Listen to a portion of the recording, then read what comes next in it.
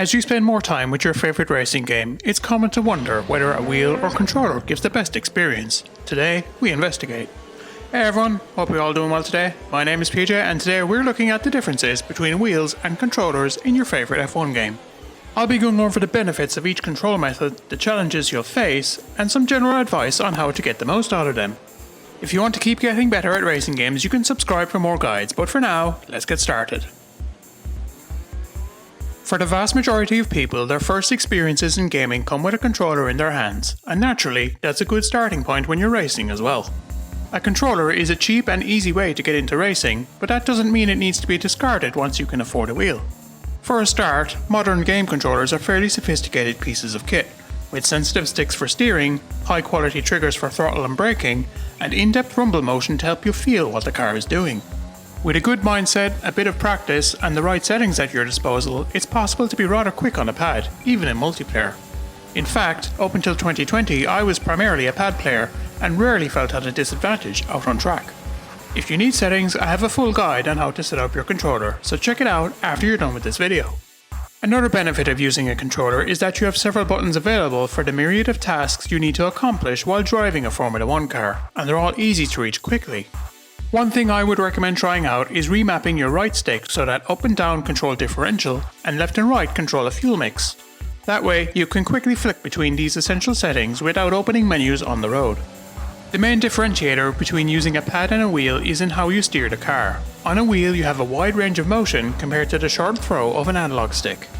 That being said, it's very easy to go lock to lock with a controller, which is handy in tight chicanes or when you're battling in traffic. The game also dampens your inputs on a controller so that you don't suddenly lose control while doing this. For more precise steering, however, you'll need to get a little creative. If you only need to turn a little bit, one method you could use is to push the left stick forwards and then slowly rotate it around the rim of the housing until you reach your desired steering angle. One more thing to consider when using a controller is how it feels when you drive. As mentioned before, the rumble features of a modern controller are quite detailed and allow you to sense when the back end is about to step out or if the front tires are about to lock up. If you're playing with an Xbox One controller, you'll have access to rumble triggers for even greater control, which in the past have allowed me to confidently drive without any assist at all, even in games like Dirt Rally 2.0. As you can see, there's more to racing with a controller than meets the eye, and that is also the case for wheel users, so let's look at that side of the debate now. While playing with a controller is a lot of fun, there's no denying the appeal of racing with a wheel, especially one made of good quality materials, though there are pros and cons to be aware of here too. The wheel experience is a much more physical and immersive one than you'd get on a controller, as you're mirroring the actions of a real racing driver. This immersion can come at a cost however, and while the humble controller is nearly perfect out of the box, there are many different qualities and price ranges to consider when using a wheel.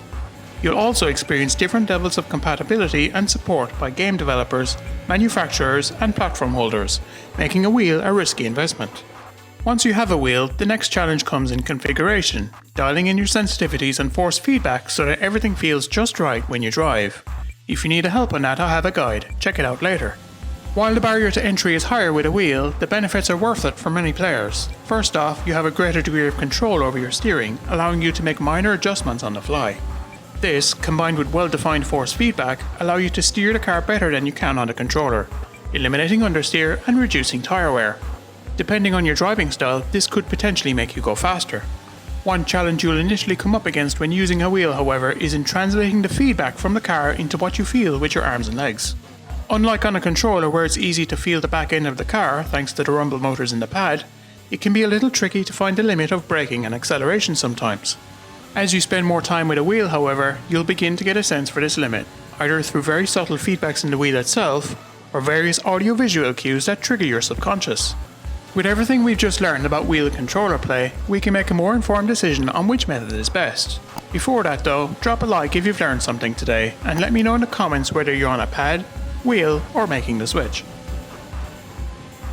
So far, we've looked at the benefits and risks of using both a wheel and a controller, and should have a fairly solid idea of what direction to go down, so let's look at that decision in more detail. There is a common misconception in the sim racing community that simply switching to a wheel will make you go faster.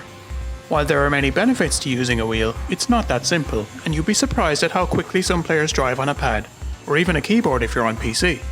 Ultimately, it's you who does the driving, the learning and the performing.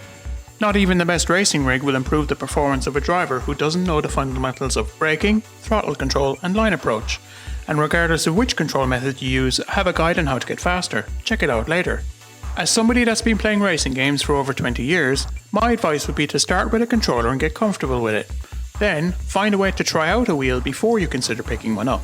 If you have any friends with a wheel setup, ask if you can try it out for a while. After a few hours, you'll know if it's the right pick for you. If you do decide to buy a new wheel, my initial recommendation will be the Logitech G29, or the G920 if you're on Xbox. This is widely considered the best racing wheel for beginners, with a good balance of price and quality. If you're after something a little more upmarket, however, Fanatec and Thrustmaster have decent mid-range gear. Ultimately, however, the reason we play racing games is to have fun while driving fast, so regardless of what control method you use, keep that in mind and you'll have a great time. Now that you know the essentials when it comes to using a wheel or controller, it's time to dial in your settings for the best experience. You can do that with the guides on screen now. In the meantime, thanks for watching, liking and subscribing, and I wish you the best of luck in your next race.